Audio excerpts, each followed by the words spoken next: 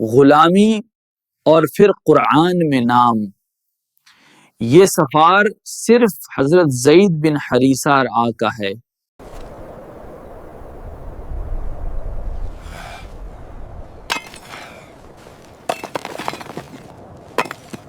حضرت زید کا قبیلہ بانو کلب، والدین کی محبت، سکون بھرا بچپن۔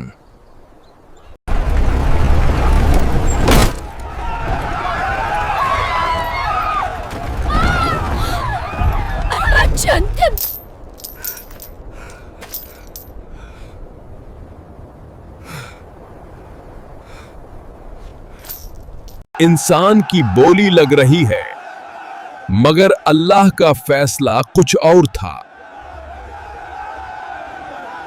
حضرت خدیجہ نے خرید کر رسول اللہ کو تحفے میں دیا۔ Zaid, from today, you are not a slave. You are a free man. You are my son.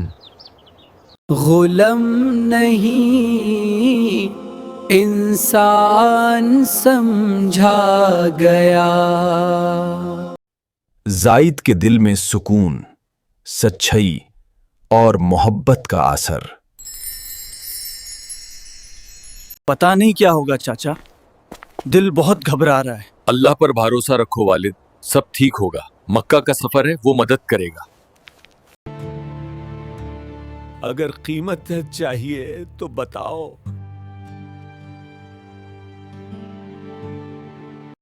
زید خود فیصلہ کرے گا۔